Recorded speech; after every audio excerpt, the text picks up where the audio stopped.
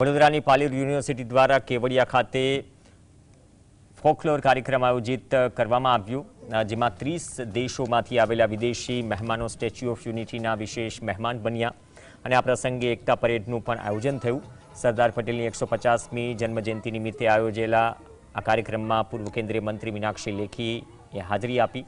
Meenakshi લેખીએ special intensive revision અંગે કહ્યું કે જેમ દિવાળી વખતે ઘરોમાં સાફ સફાઈ કરીએ છીએ તેમ ચૂંટણી પંચ મતદાર યાદીની સાફ સફાઈ કરી રહ્યું છે, જે ન્યાયપૂર્ણ વ્યવસ્થાને સુનિશ્ચિત કરવા માટે જરૂરી છે।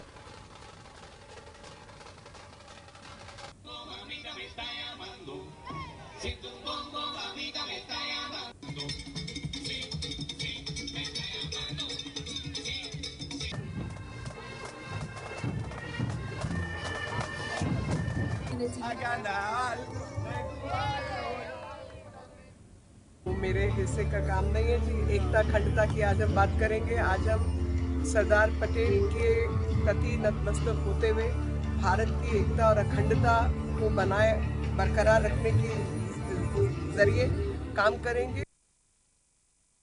આજનો કાર્યક્રમ પારુલ યુનિવર્સિટી અને સ્ટેચ્યુ ઓફ યુનિટીના સંયુક્ત ઉપક્રમે યોજવામાં આવ્યો છે અને સરદાર વલ્લભભાઈ પટેલ સાહેબના 150 વર્ષની જન્મ જયંતિનું જે ઉજવણી હાલ ભારત સરકાર અને ગુજરાત સરકાર દ્વારા કરવામાં આવી રહી છે, એના જ ભાગરૂપે આ કાર્યક્રમનું આયોજન કરવામાં આવ્યું છે અને આમાં સમગ્ર વિશ્વના 600થી વધુ કલાકારો જે 30થી અલગ અલગ દેશોથી આવી રહ્યા છે, એ પોતાના આર્ટ ફોર્મથી સમગ્ર વિશ્વમાં એક ગ્લોબલ યુનિટી અને પીસનો મેસેજ આપવા માટે આ કાર્યક્રમનું આયોજન કરવામાં આવ્યું છે।